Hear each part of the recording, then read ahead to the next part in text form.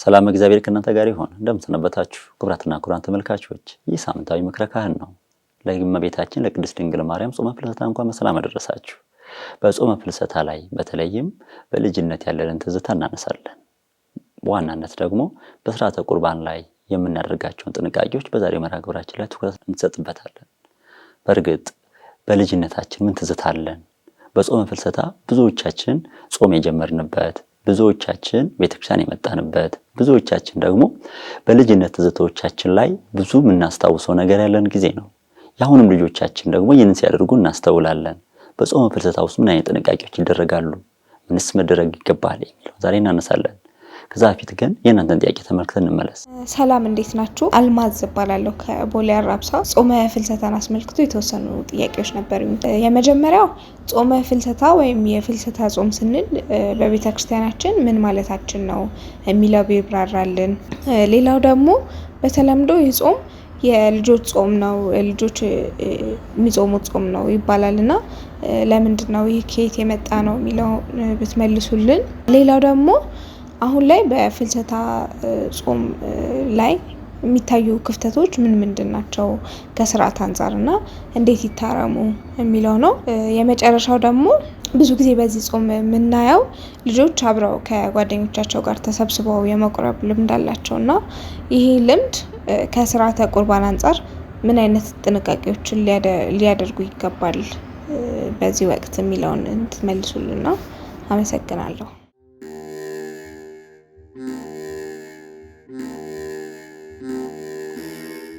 ተመልሰናል ተመልካቾች። በእናንተ ጥያቄ መሰረት መምህር ተገቢ ምላሽ ይሰጣሉ። ከመምህር ጋር መልካም ጊዜ ይሁንላችሁ። እኔ መምህር ዳንኤል በቀለ እባላለሁ። በኢትዮጵያ ኦርቶዶክስ ተዋሕዶ ቤተክርስቲያን በጽርሐ ጽዮን አንድነት ኖሮ ማህበር አቡነ ተክለ ሃይማኖት ቤተክርስቲያን ቡራዩ የሚገኘው ማለት ነው የካህናትና የሰባኪያነ ወንጌል ማሰልጠኛ መደበኛ መምህር በመሆን እያገለገልኩ ያለው።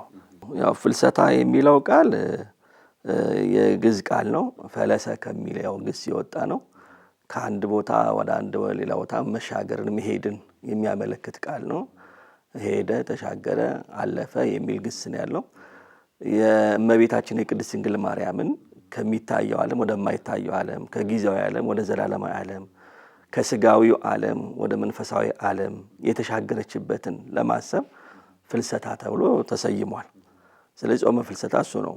ጾመ ማርያምም ተብሎ ይታወቃል። አክቹአሊ ያው በእመቤታችን ስም ስለሆነ ምን ጾመው በእሷ ስም ስለሆነ ሐዋርያትም የጾሙት እኛም ያን በመያዝ ሁለት ስም እንጠቀማለን። ጾመ ፍልሰታም ይባላል፣ ጾመ ማርያምም ተብሎ ይታወቃል። እንግዲህ በነገረ ማርያም ነው ይሄን ታሪክ የምናገኘው። በነገረ ማርያም ወይ ማርያሎጂ በሚለው ትምህርት ውስጥ እመቤታችን ቅድስት ድንግል ማርያም በዚህ ዓለም ላይ 64 ዓመት ኖራለች፣ አጠቃላይ እድሜዋ ማለት ነው። እና ጌታ የነፍሷን ተድላ እንጂ የሥጋ ተድላዋን አይወድምና በ64 ዓመቷ ከዚህ ዓለም ወደዛኛው ዓለም እንድትሻገር አደረጋት። በፈቃደ እግዚአብሔር ያለ ጭንቅ ያለ መከራ የከበረች ነፍሷ በይባቤ መላእክት በመዓዛ ገነት በታላቅ ክብር አረፈች ማለት ነው። እና በ49 ዓመተ ምህረት አካባቢ ያረፈችው እመቤታችን በኋላ ሐዋርያት እሷን በጣም ይወዷት ስለነበረ መጽናኛቸው ስለነበረች እያዘኑ ሊቀብሯት ስጋዋን ይዘው በጎበር አድርገው ሊቀብሯት ይሄዳሉ። ለምቀኝነት የማይተኙ የማያርፉ አይሁድ ቀድሞ ልጇ ተነሳ አረገ እያሉ ሲያውኩ ኖሩ። አሁን ደግሞ እሷም እናቱም ተነሳች አረገች ብለው የበለጠ ሊያውኩን አይደለምን? ኑ ስጋዋን እናቃጥለው ብለው ክፉ ሐሳብ አስቡ እና ከነሱ መካከል አንድ ጎበዝ ብለው የሚሉትም መረጡ። ታውፋንያ የሚባለውን እና ሂድ አንተ ስጋዋን ወደ መሬት ጥለህ አቃጥል ብለው ይልኩታል። እሱም ተደፋፍሮም ይሄዳል እና ሐዋርያት ስጋዋን ተሸክመው በነበሩበት ሰዓት ተደፋፍሮ መጥቶ ከሸንኮር ወይም ከአልጋው ላይ ወይም ከአጎበር ላይ እጥላለሁ ብሎ ቢል የታዘዘ መልአክ እጁን በሰይፍ ቀጣው። በዚህ ምክንያት ያው እሱም ደነገጠም። በኋላ የመልአክ እግዚአብሔር ቅዱስ ዮሐንስ ወንጌላዊንና የእመቤታችንን ስጋ ነጥቆ በገነት ዕፀ ሕይወት አስቀመጣት። ሐዋርያት ከዛ በኋላ የእመቤታችንን ስጋ ለማግኘት ሱባኤ ገብተዋል። ነሐሴ 1 ቀን ማለት ነው። ከ6 ወር በኋላ ነው ይሄን ያደረጉት እና ሱባኤ ገብተው ለመኑ። ከዛ በኋላ ጌታ በ14ኛው ቀን አምጥቶ ሰጣቸው። ወስደው ቀበሯት። በተቀበረች በሶስተኛው ቀን እንደ ልጇ በልጇ ስልጣን በልጇ ኃይል ሞትን ድል አድርጋ ተነሳች፣ ወደ ሰማይ ማረገች። እንግዲህ ሐዋርያት 2 ጊዜ ነው ሱባዔ የገቡት ነገረ ማርያም እንደሚታወቀው። በኋላ በምታረግበት ጊዜ ቅዱስ ቶማስ ሀገረ ስብከቱ ህንድ አይደለም እና ደመና ጠቅሶ ከአገልግሎት ሲመለስ እሷ ስታርግ እሱም ሲመለስ ተገናኙ። ከዛ ቅዱስ ቶማስ ያው ተበጣበጠ። ቀድሞ የልጅሽን ትንሣኤ ሳላይ ቀረው፣ አሁን ደግሞ ያንቺን ትንሣኤ ሳላይ ልቀር ነውን ብሎ ከዛ ከደመናው ላይ ራሱ ሊፈጠፍጥሉ ወደደ ፈቀደ። ከፍቅሩ የተነሳ ነው አክቹአሊ። እመቤታችንም ተው ልጄ የኔን ትንሣኤ ያየው አንተ ብቻ ነህ፣ ወንድሞች ሐዋርያትም አላዩም እና ለምልክት እንዲሆን ብላ ሰበኗን ሰጠችው። ያን ይዞ ይመጣል ቅዱስ ቶማስ እና ሰላምታ ያቀርብላቸዋል። ስለ አገልግሎታቸው ስለ ይጠይቅና በኋላ ላይ የእመቤታችን ነገር እንዴት ሆነ ይሉታል። እሷማ በጥር አርፋ ነሐሴ ቀበርናት ይሉታል። ሞት በጥር ነሐሴ መቃብር እንዴት ይሆናል ብሎ ይጠይቃቸዋል። ከዛ በኋላ ያው ቅዱስ ጴጥሮስ ተበሳጨ፣ ተቆጣ። የፍቅር ቁጣ ቀድሞ ጌታ ተነሳ ብለን ብንልህ ካላየሁ አላምንም አልከን፣ እኛ አጥበን ገነዘን የቀበርናትን አይሆንም ትላለህ ይላል። እኔ ካላየሁ አላምንም ይላቸዋል። ወስዶ ጌቴሰማኒ መቃብሯን ሲከፍቱት ሊያሳዩት የለችም። እኔ ሳታምኑኝ ብዬ ነው እንጂ ስታረጋ አግኝቻት የለም፣ በዚህ አይደለም የገነዛችኋት ብሎ ያን ያሳያቸዋል። ከዛ በኋላ ያን ለበረከት ይካፈላሉ። ዛሬ በቤተክርስቲያን ዲያቆኑ ሰሪያ ዲያቆን የሚይዘው መጾር መስቀል ላይ ይደረጋል። ካህናትም እንደዚሁ ይዙበታል። ማያ ምሳሌው ነው። ከዛ በኋላ ቶማስ ትንሣኤሽን አይቶ እኛ ሳናይ እንዴት እንቀራለን ብለው በዓመቱ እንደገና ደግሞ ሱባዔ የገቡ ነሐሴ 1 ቀን። ኦርቶዶክሳዊ በሙሉ ሊጾማቸው የሚገቡ 7 አጽዋማት አሉ። ከዛ ውስጥ አንዱ ጾመ ፍልሰታ ወይም ጾመ ማርያም ነው። ነፍስ ያወቁ ከ7 ዓመት ጀምሮ ህፃናት የሚጾሙት ጾም ነው እንደሚታወቀው እና በአብዛኛው ህፃናት በብዛት ሆነው ቤተክርስቲያን ሄደው የሚያስቀድሱበት የሚቆርበት ስለሆነ የህፃናት ይባላል። ለምንድን ነው እሱ የተባለው? አንደኛ ትምህርት ቤት የሚዘጋበት ወቅት ነው። ከትምህርት ነፃ ናቸው፣ ምንም ጫና የለባቸውም። ስለዚህ ይፈቀድላቸዋል። ነፃነት አግኝተው በነፃነት ቤተክርስቲያን የሚሄዱበት የሚሳለሙበት የሚያስቀድሱበት ስለሆነ የህፃናት ጾም የሚለው ልማዳዊ አባባል ከዚያ የተነሳ ነው። አጫጭር ጾሞች የምንላቸው በቤተክርስቲያን 3 ናቸው አጽዋማት። ለምሳሌ ጾመ ነነዌ 3 ቀን ናት፣ የ3 ቀን ነው። ጋድ 1 ቀን ነው። ፍልሰታ አለች በቃ። እና ለህፃናቱ የተመቸው የሆነ ምንድነው ትምህርት ቤት መዘጋቱ ነው።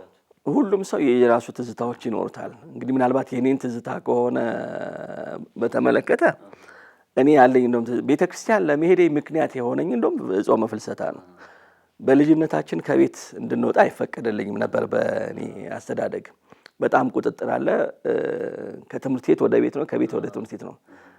እና ቤተክርስቲያን ያወቅኩበት ለመጀመሪያ ጊዜ ቤተክርስቲያን የሄድኩት እኔ በጾመ ፍልሰታ ነው። የሚገርምህ ነገር ማለት ነው ጾመ ፍልሰታን አስፈቅደን ከሰፈር ልጆች ጋር ከግቢ ልጆች ጋር አንድ ላይ ሄደ። እኔ የነፍሴ ጥሪ ብዬ የማስበው ያን ጊዜ ነው እንደው እና ቅዳሴው በጣም ደስ ይለኝ ነበረ። ከዛ ይልቅ ደግሞ የትምህርቱ ጉባኤው በጣም እወደው ነበረ። ከዛ በኋላ በቃ ቤተክርስቲያን መሄድ ጀመርኩኝ። ቢገባኝም ባይገባኝም ጉባኤ መማር እወዳለሁ። የትልቆች ጉባኤ አለ፣ ሰርክ ጉባኤ፣ እዛ ላይ ወንበር ማውጣት ማስገባት እንዲህ እያልኩ በቃ ወደ ቤተክርስቲያን ለመምጣት ምክንያት ሆኖኛል እና እወደዋለሁ። ምክንያቱም ቤተክርስቲያን ለማወቅ ምክንያት የሆነኝ ዕጣኑን ያሸተትኩበት፣ መስቀል የተሳለምኩበት፣ ቅዳሴውን ያስቀደስኩበት፣ ብዙ ነገር የተማርኩበትና ያገኘሁበት ስለሆነ የልጅነቴ ትዝታዬ መንፈሳዊ ሕይወትን በተመለከተም ጾመ ፍልሰታ ትልቅ ትዝታ አላት በእኔ ዘንድ። ቅዳሴው ረጅም ነው እንደሚታወቀው፣ ውሎ ቅዳሴ አይደለም እና ለመጀመሪያ ጊዜ ጾም የጀመርኩበትም ነው ለመጀመሪያ ጊዜ እና የተወሰነ ቀናት በጣም ተቸግሬያለሁ። እስከ 9 ሰዓት ለመቆየት በጣም ቻሌንጅ አድርጎኛል። አረሳው አንዱ የብዙዎችም ችግር ይመስለኛል። ይሄ ረጅም ሰዓት መጾም ከባድ ነው በመጀመሪያ። ከዛ አንደኛው ቀን ሁለተኛው ቀን ይደክመናል። እንቅልፍ ነው የሚለን፣ ተኝቶኝ ይላል። ከዛ ግን 3ኛው 4ኛው እያለ እየለመድ ነው ስንመጣ እየጣፈጠን ይመጣል። የመጀመሪያዎቹ ቀናት ግን በጣም ይከብዳሉ ይመስለኛል። እንግዲህ አንዱ ትዝታዬ ነው። አሁን ያንን ትጋት እንዴት አጣ ነው የሚለው ካደግን በኋላ ያኔ በፍቅር እንደዚህ ስናስቀድስ ለቅዳሴው እየከለከሉ እየተጣላ ነው። አንፈልግም ነበርና አሁን ግን ያንን ትጋት እንዴት አጣ ነው እንግዲህ እንደየሰው ምክንያት ይለያያል። ምናልባት አሁን ስናድግ እንግዲህ ያው የምንውልበት የምንይዛቸው ጓደኞች፣ የትምህርቱ፣ የስራው ጠባይ ብዙ ነገሮች አሉ እና በእርግጥ ትላንትና ማምጣት መመለስ የሚከብድ ይመስለኛል። አሁን ካለው ነባራዊ ሁኔታ አንፃር ቢመለስ ደስ ይላል። ቢሆንልን እንደ ትላንትናው በጽኑ ፍቅር ሆነን እንደ ልጅነታችን ለቅዳሴው፣ ለኪዳኑ፣ ለሰዓታቱ ብንፋጠን ትልቅ ነገር ነው። እንግዲህ ጾም ክብርና በረከት የምናገኝበት ነው። ጾምና ስራ አብሮ መሄድ የሚችል ነገር ነው። ስራና ጾምን የሚያጣላቸው ነገር የለም። ገበሬውም እያረሰ እየቆፈረ፣ ነጋዴውም እየነገደ፣ ተማሪውም እየተማረ በተፈቀደለት በስርዓተ ቤተክርስቲያን በታዘዘ መሰረት መጾም አለበት እና ለመጾም የሚከለክለው ምንም ነገር የለም። ምናልባት ቅዳሴ ለማስቀደስ የማይችሉባቸው ሁኔታዎች ይኖራሉ።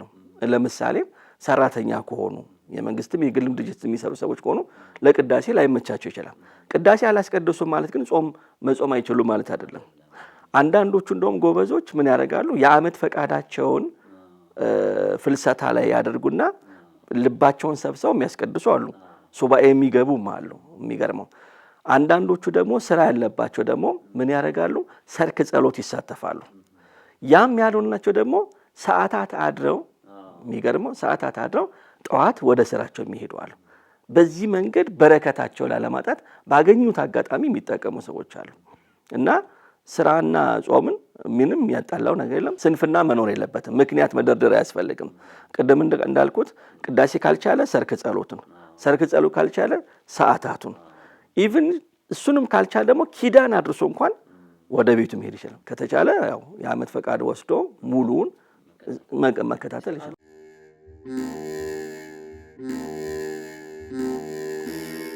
ጾመ ፍልሰታ ልዩ ነው። ልዩ የሚያደርገው የራሱ እንትን አለው።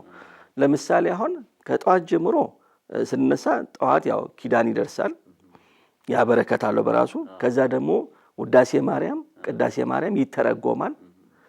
ከዛ በኋላ ቅዳሴ ይገባል። ሙሉ ቅዳሴ ነው። ከቅዳሴው እንደወጣ ደግሞ ጥቂት ነው የሚታረፈው። መሐረና ሰርክ ጸሎት ይገባል። ከዛ በኋላ ደግሞ ሌሊት ሰዓታት ይቆማል እና ሙሉ አገልግሎት ነው ያለው። ሙሉ 24 ሰዓት ነው፣ ክፍት ነው ማለት ነው። ለስጋዊ እረፍት የምናገኘው በጣም ጥቂት ነው። የሚገርመው እና ትጋት የምንለማመድበት ምድራዊ ሆነን ሰማያዊ አኗኗርን የምንለማመድበት ነው። አንዶም አንዳንዶች አሁን ጸሎት ያለመዱ ሰዎች ጸሎት ኢቭን የሚለማመዱበት ነው። ያቺ አጋጣሚ ጸሎት ይለምዱበታል፣ አብሮ ይጸልያሉ። ውዳሴ ማርያም ምን ማለት እንደሆነ ትርጉሙን ይሰማሉ። የቅዳሴ ማርያም ትርጓሜን ይሰማሉ። ሃይማኖት ይመሩበታል። ስርዓተ ቤተክርስቲያን ያጠኑበታል በዛው አጋጣሚ። ስለዚህ ብዙ የሚያተርፉበት ነው። ሰዎች ይህን ቢጠቀሙ በትምህርት፣ በስርዓት፣ በመንፈሳዊ ሕይወት ትልቅ በረከት የሚያገኙበት ነው።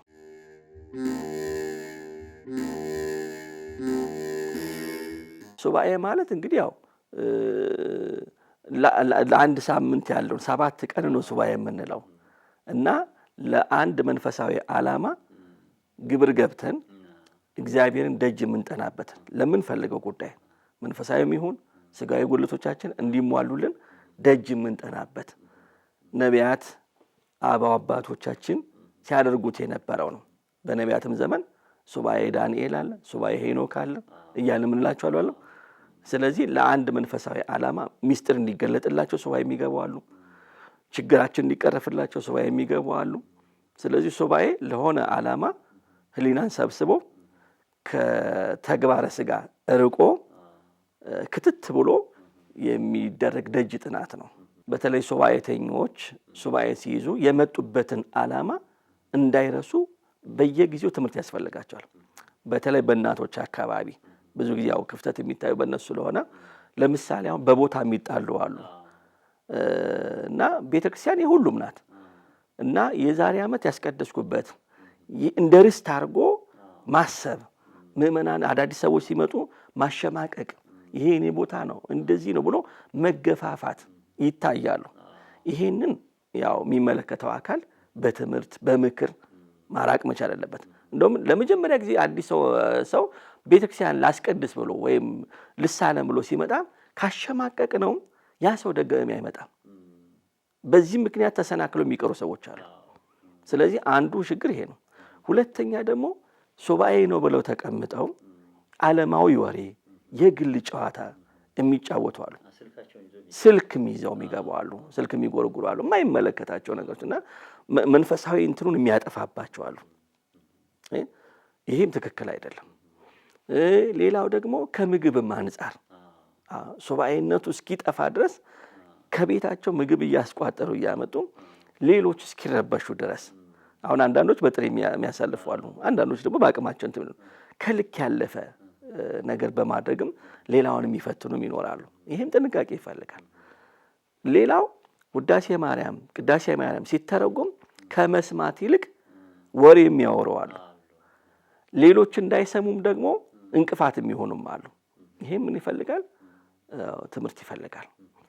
ሌላው ትልቁ ነገር ደግሞ ሱባኤ የሚገቡ ሰዎች አስቀድመው ማድረግ ያለባቸው ነገር አለ። ምንድነው? ለምሳሌ ልማድ መሆን የለበትም። ለምንድነው ሱባኤ የገባው አንድ ሰው ምን ፈልጎ ነው? እንትና ስለገቡ ነው መሆን የለበትም። ቅድሚያ ንስሐ መግባት። ንስሐ ካልገባ አንድ ሰው ዝም ብሎ ቢጾም ዝም ብሎ ቢጸልይ ትርጉም የለውም። መጀመሪያ ንስሐ መግባት አለበት። በምክረ ካህን በፈቃደ ካህን መመራት አለባት። ከዛ በኋላ የሱባኤያቸው መጨረሻ መሆን ያለበት ቅዱስ ሥጋውና ክቡር ደሙ ነው። መቁረብን ታርጌት አድርገው መነሳት አለባቸው። ስለዚህ ንስሐ ገብተው ኃጢአታቸውን ተናዘው በሚገባ ሆነው ከጾሙ ከጸለዩ ክብር ያገኙበታል። አሁን በየዓመቱ ሱባኤ ሰዎች ይገባሉ። ምን ያህል ውጤታሞች ሆነዋል? የስንቱ ቋጠሮ ተፈቷል? የስንቱ ጥያቄ ተመልሷል? መንፈሳዊ ሕይወታቸው ምን ያህል ተለውጦላቸዋል? ትላንትና በነበሩበት ማንነት ከሆነ ሱባኤያቸው ላይ ችግር አለ ማለት ነው። ጸሎታቸውን የከለከላቸው ነገር አለ እንዳያደርግና ይሄ ክፍተት አለ በሱባኤተኞቹ። ሕፃናቱን በተመለከተ ደግሞ አሁን ለሱባኤ የሚመጡ ሰዎች እዛ ይቀመጣሉ። ሕፃናት ደግሞ በህብረት ሆኖ ለማስቀደስ እና ለመቁረብ ይመጣሉ። በዚህ ጊዜ ልጆች ናቸውና እድሜያቸውም ስለሆነ ብን ይላሉ፣ ይሯሯጣሉ።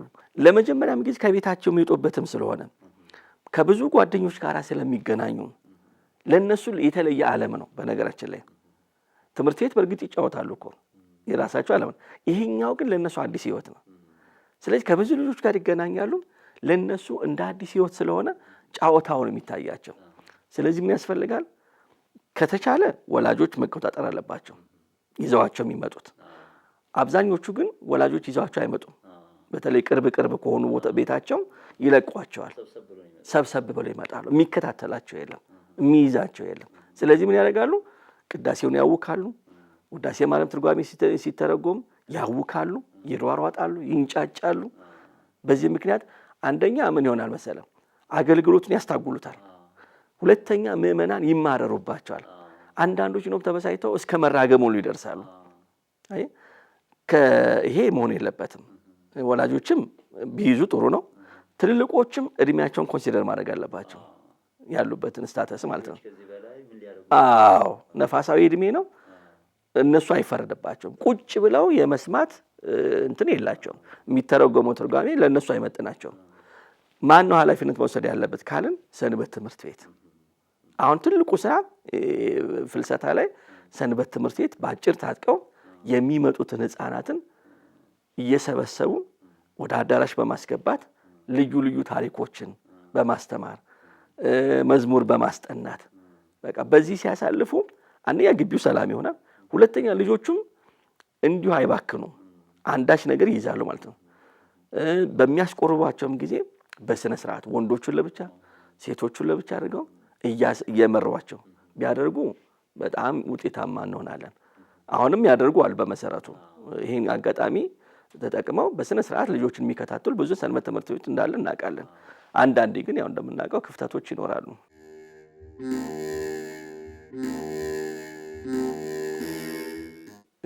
ቅዱስ ቁርባንን በተመለከተ የአቆራረብ ስርዓት ቤተክርስቲያን የራሷ ትምህርት አላት። እንደምናውቀው ከቁርባን በፊት በቁርባን ጊዜና ከቁርባን በኋላ ብለን የምንማራቸው የምናስተምራቸው ትምህርቶች አሉ። ይሄ ለሁሉም የሚሰራ ነው። ለህፃናት ለአዋቂ ተብሎ የተቀመጠ የለም። ሁሉም ሰው ከቁርባን በፊት ምንድነው ማድረግ ያለበት የሚለውን እርግጥ እድሜያቸውን በሚመለከትም ሊሆን ይችላል። ለምሳሌ አሁን አዋቂዎች ከሆኑ ንስሐ ገብተው ኃጢአታቸውን ተናዘው ምንላቸው ነገሮች አሉ። 18 ሰዓት ጾመው የተጣሉትን ታርቀው የቀሙትን መልሰው የበደሉትን ክሰው ባልና ሚስት ከሆኑ 3 ቀን ከሩካቤ ስጋ ተከልክለው እንደዛ ምንለው አለ ለአክብሮቱ ማለት ነው። ህፃናትን በተመለከተ ግን ወላጆች ናቸው ኃላፊነት የሚወስዱት በዋናነት። ምክንያቱም መክፈል ሲሹ መቅሰፍት ይባላል እና በረከት እንዲያገኙበት እንዲጸድቁበት በስጋም በነፍስም ክብር እንዲያገኙበት ስለሆነ ወላጆች ህፃናትን ለማቁረብ ሲልኳቸው በጥንቃቄ ነው። ምክንያቱም ዳፋው ለነሱም ነው የሚሆነው። እንኳን አይደለም ስጋው ደሙን ይቅርና ቅዳሴ ያስታጎሉ እንኳን የረበሹ እንኳን ህፃናት እንደተቀሰፉ በቀውስጦስ እናውቀዋለን። ደብረ ቀልሞን በሚባል ቦታ ነው እንግዲህ አባ ሳሙኤል በሚባል ቦታ ላይ ህፃናት በቅዳሴ ጊዜ ይሯሯጣሉ፣ ቅዳሴውን ያውካሉ። በዚህ ጊዜ መላእክት ለቅስፈት ይታዘዛሉ፣ ቀሰፉ ተብሎ ይታዘዛሉ እና ህፃናቱን መቅሰፍ ጀመሩ። ህፃናቱ ጥፋታቸው ምንድነው? ቅዳሴው ላይ መሯሯጣቸው ነው፣ ማወካቸው ነው። በዚህ ምክንያት ቀሰፉ። አንዱ መልአክ ግን ቀውስጦስ የተባለው መልአክ እጅግ የሚያምር ህፃን ይደርሰዋል። ከመልኩ ከማማር የተነሳ ይህንንስ የፈጠረው ይቅሰፈው እንጂ ያልቀስፈው በማለቱ ምክንያት ጸጋ እንደተወሰደበት ያው ታሪኩ ይናገራል። ጦስያው ከዛ በኋላ ጸጋ ሲወሰድበት እንደምንም እየተጎተተ መብረር አቃተው ማለት ነው። እንደምንም እየተጎተተ ሄዶ ቤተልሔም ጋር ይወድቃል። ከዛ ዲያቆን ለተልኮ ፍም ሊያፍም ሲሄድ እንደ እሳት እየነደደ ያዋል። ከክብሩ የተነሳ አንተ ሰው ነህ ወይስ መልአክ ነህ ብሎ ይጠይቃል። ተፈጥሮማ መልአክ ነበረ፣ ነገር ግን ባለመታዘዝ ምክንያት ጸጋ ተወሰደብኝ እንጂ ብሎ ይላል። ከዛ ለአባ ሳሙኤል ንገርልኝ ይላል። አባ ሳሙኤል ይመጣል፣ የሆነውን ይነግረዋል። ከዛ በኋላ ወደ እመቤታችን ያመለክታል እና ጸሎት ይጸልያል። እግዚኦ ማረነ ክርስቶስና በእንተ ማርያም የሚለውን ኪርያላይሶን አድርሶ ከዛ በኋላ ያጸጋ ይመለስለታል እና ያው ለመታሰቢያ እንዲሆን ስሙን እየጠሩ እንዲያከብሩት ነግሯቸው ነው ያደረገው። ስለዚህ ይሄ የሚያሳየን ምንድን ነው? ይሄ የሚያሳየን አይደለም ስጋው ደሙን መደፋፈር ቀርቶ ቅዳሴውን እንኳን የሚያውኩትን ረቂቃን መላእክት ዛሬም እንዳሉ፣ ቀሳፊ መላእክት ዛሬም እንዳለ፣ ከቤተ ክርስቲያን መላእክት እንደማይለዩ እንደ ሻሽ ተነጥፈው እንደ ቅጠል ረግፈው እንደ ግንድ ተረብርበው ስጋውን ደግሞ እንደሚያከብሩ ማወቅ አለብን። ህፃናቱ ይሄን ስለማያውቁ ነው። ይሄን ኃላፊነት መውሰድ ያለባቸው ማናቸው? ወላጆች፣ የቤተ ክርስቲያን መምህራን ከሰንበት ቤት ጀምሮ ይሄን ማስተማር አለባቸው። ምክንያቱም ከተጠያቂነት ነፃ አንሆንም እና ህፃናቱ በሚቆርቡበት ጊዜ ወላጆች አንደኛ ንጽህናቸውን እንዲጠብቁ ማድረግ አለባቸው። ገላቸውን አጥበው ልብሳቸውን አጥበው መሆን አለበት። ምንድነው ጠቢቡ ሰለሞን መጽሐፈ መክብብ ምዕራፍ 5 ላይ ወደ እግዚአብሔር ቤት በገባ ጊዜ እግርህን ጠብቅ በፈሪሃ እግዚአብሔር። ስንራመድ እኮ ተጠንቅቀን ነው መሆን ያለበት። ልክ እንደ ዓለማዊ ቦታ እየተሯሯጥን ዘው ብለን መንገባበት አይደለም። ለምን? የሚጠብቁ መላእክት አሉ። መላእክት ምሕረት ብቻ አይደለም ስራቸው፣ የሚያጠፉትንም ይቀጣሉ፣ ይቀስፋሉ።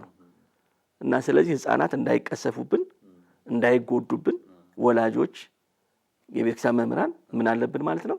ኃላፊነት አለብን ማለት ነው። እና ከወላጆች ቅድም እንዳልኩት ወላጆች ልጆቻቸውን ገላቸውን አጥበው የምግብ ሰዓታቸውን ለምሳሌ የሚቆርቡ ከሆነ እስከ 6 ሰዓት መጾም እንዳለባቸው ይሄ ሁሉ አውቀው እንግዲህ አሁን 18 ሰዓት የምንለው በምንድን ነው የሚሰራው? አሁን ውሎ ቅዳሴ አይደለም። ለምሳሌ ጌታ ከተያዘበት ሰዓት ነው የምንጀምረው። ለምሳሌ ክርስቶስ የተያዘው በጸሎተ ሐሙስ 3 ሰዓት ላይ አይደለም። ስለዚህ ከ3 ሰዓት ብናሰላው እስከ 9 ሰዓት ስንት ይሆናል? 18 ሰዓት ይሆናል ማለት ነው። ሌሊቱ ተይዞ ማለት ነው። ስለዚህ እስከ ተሰቀለበት ስናሰላው ስንት ይሆናል? 18 ሰዓት ይሆናል። ይህንን አስልተው ልጆች 18 ሰዓት ያህል እንዲጾሙ።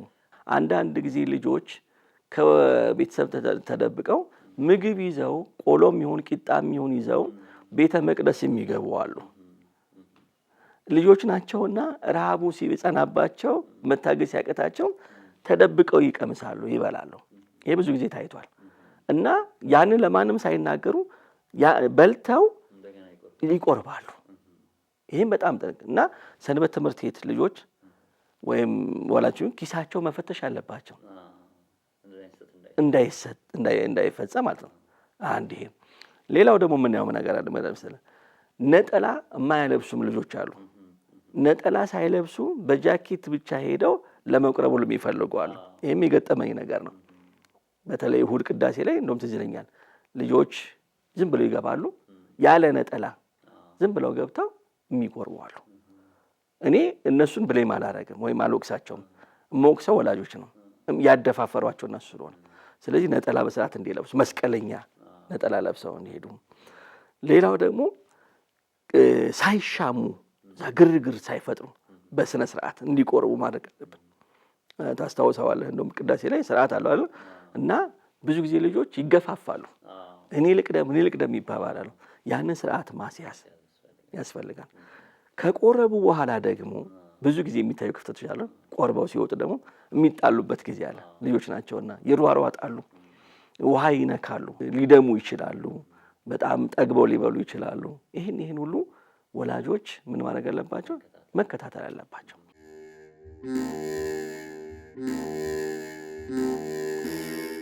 አንደኛ ልብሳቸውን አለማውለቅ ይጠበቅባቸዋል። የቆረቡበትን ማለት ነው። ያችን ሰዓት በጥንቃቄ ልብሳቸውን መያዝ አለባቸው፣ መልበስ አለባቸው። መራቆት የለባቸውም ነው፣ ከልብስ እንዳይራቆቱ ነው። ሁለተኛ ደግሞ እስኪጠግቡ ድረስ መብላት የለባቸውም። ለምንድን ነው? አርቆ ማጠር ነው። ይሄ እኮ መብል የሚያረክሰው ነው ሳይሆን አብዝተው ከበሉ ሊያስመልሳቸው ይችላል። ያንን ጥንቃቄ ማድረግ። ሁለተኛ ደግሞ ሌላው ደግሞ ሶስተኛው እንዳይሯሯጡ። ሲሯሯጡ እነሱ ጨዋታ ነው ያላቸው። ሲሯሯጡ ሲጫወቱ ሊወድቁ ይችላሉ፣ ሊደሙ ይችላሉ። በዚህ ምክንያት ቅዱስ ሥጋውና ክቡር ደሙን እንትን እንዳይል ማለት ነው ጥንቃቄ ያስፈልጋል። ማልቀስ የለባቸውም። ማልቀስ የለባቸውም። በተቻለ መጠን እንዳያለቅሱ ማድረግ ይገባቸዋል። በተቻለ መጠን ከቤት እንዳይወጡ ወላጆች ክትትል ማድረግ አለባቸው። እነዚህን ጥንቃቄ ማድረግ አለባቸው።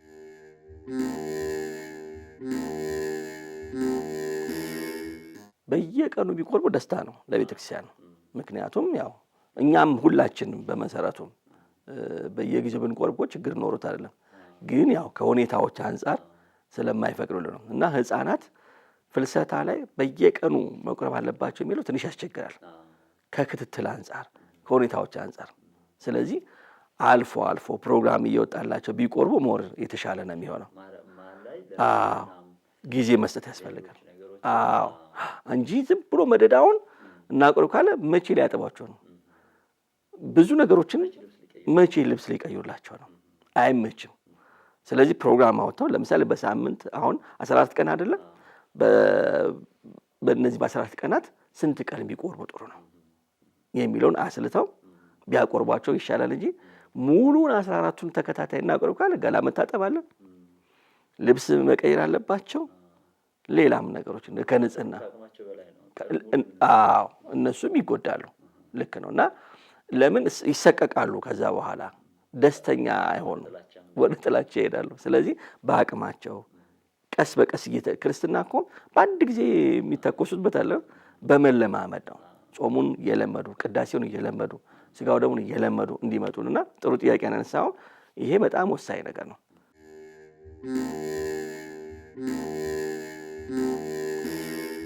አንደኛ በዓላማ መጾም አለብን። ዓላማ ያስፈልጋል። አንድ ነገር በዓላማ ከሌለን ዝም ብሎ ልማዳዊ ነው የሚሆነው። ስለዚህ ሱባኤውን ከመያዛችን ከመጾማችን ከመጸለያችን ዓላማ ያስፈልገናል። ለምንድን ነው የምንጾመው? ለምንድን ነው የምናስቀድሰው የሚለውን ግልጽ የሆነ ዓላማ ያስፈልጋል። ሁለተኛ ከቂምና ከበቀል መራቅ አለብን። ያለ ፍቅር ቢጾሙ፣ ያለ ፍቅር ቢጸልዩ፣ ያለ ፍቅር ሱባኤ ቢገባ ምን ያደርጋል? የተጣላን ታርቀን የበደልን ክሰን ከልባችን ብንጾም። በዛሬው መርሃ ግብራችን ብዙ በጎ ነገር እንደተማራችሁ ተስፋ አድርጋለሁ። ሳምንት ደግሞ በተለየ ርዕስ ከአዲስ መምህር ጋር እቀርባለሁ። እስከ ሳምንት ሰላም፣ እግዚአብሔር ከሁላችን ጋር ይሁን። ቸርን ሰንብት።